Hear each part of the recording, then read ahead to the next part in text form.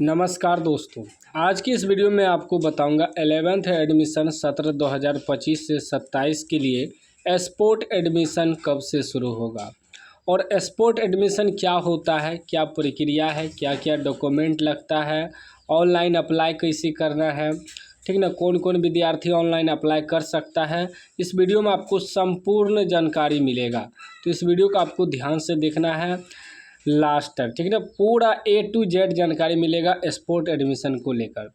देखिए sport admission का date कब आएगा, ठीक ना, आगे मैं आपको बताऊंगा, ठीक ना।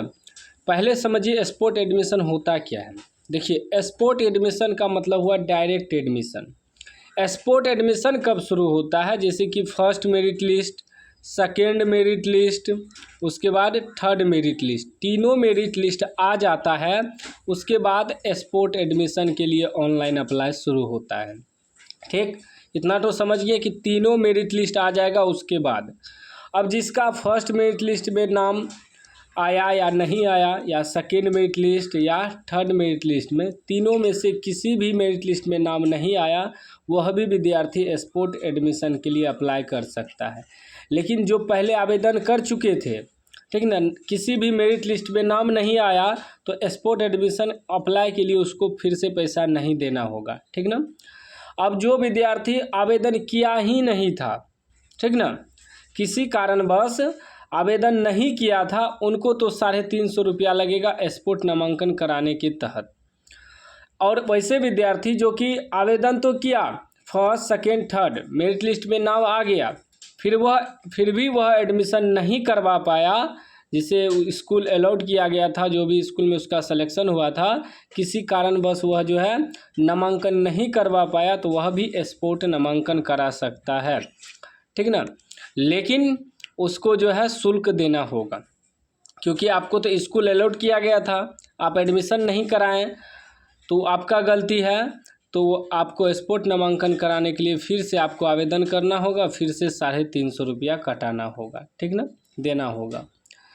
अब ध्यान से समझिएगा इसमें डॉक्यूमेंट क्या क्या लगता है। देखिए जो नॉर्मल एडमिशन में डॉक्यूमेंट लगता है सेम वही लगता है, बस स्पोर्ट एडमिशन में क्या होता है, जैसे कि first second third merit list का एडमिशन हो जाएगा, उसमें खाली सीट जो बचेगा, उस खाली सीट में आपको एडमिशन कराना है। अब साइंस में होगा कि आर्ट्स में होगा, कॉमर्स में, यह आपको नहीं तभी देखना पड़ता है, क्योंकि सीट खाली होगा तो आपको कराना है, नहीं होगा तो नहीं कराना है। अब मान लीजिए फर्स्ट सेकेंड थर्ड वाला का एडमिशन हो गया, सीट खाली रह गया स्कूल में, तो जब स्पोर्ट एडमिशन का डेट आएगा तो आप डायरेक्ट ऑनलाइन करेंगे। ऑनलाइन करने के बाद स्पोर्ट इंटीमेशन लेटर डाउनलोड करके तुरंत आप अपने आसपास के स्कूल में जाएंगे, वहाँ एडमिशन कराएंगे, ठीक ना। उसका तुरंत इंटीमेशन लेटर आता है, जैसे ही ऑनलाइन आवेदन करेंगे, उसके बाद जहाँ भी आपको खाली सीट मिल जाए, जिस भी संकाय में आपको एडमिशन कराना है, उस संकाय में जाके आप एडमिशन करा सकते हो, उस स्ट्रीम में जाके नामांकन करा सकते हैं। स्पोर्ट एडमिशन यही होता है, ठीक ना। डायरेक्ट एडमिशन, खाली सीट है, पहले ऑनलाइन आवेदन कर दो, इंटीमेशन लेटर डाउनलोड कर लो, खाली सीट है, जाके स्कूल में नामांकन करा लो, ठीक ना। यही प्रक्रिया होता है स्पोर्ट नामांकन में। अब मान लीजिए कुछ ऐसे विद्यार्थी जो कंपार्टमेंटल वगैरह का एग्ज़ाम दिया होगा या अन्य बोर्ड से एग्ज़ाम दिया होगा, बाद में रिजल्ट आया, वह भी आवेदन कर सकता है स्पोर्ट नामांकन के लिए बिहार बोर्ड में, ठीक है ना। बिहार बोर्ड से यदि एडमिशन कराना चाहता है तो, ठीक। अब बात करते हैं कि स्पोर्ट एडमिशन का डेट आएगा कब। यह अगस्त महीना में आपका स्पोर्ट नामांकन डेट आएगा, अगस्त में शुरू होगा, ठीक ना, याद रखिएगा। अगस्त से पहले भी हो सकता है, लेकिन अनुमानित जो तिथि होता है, ठीक ना, वह अगस्त रखा गया है। अगस्त में आपका जो है स्पोर्ट एडमिशन शुरू हो जाएगा।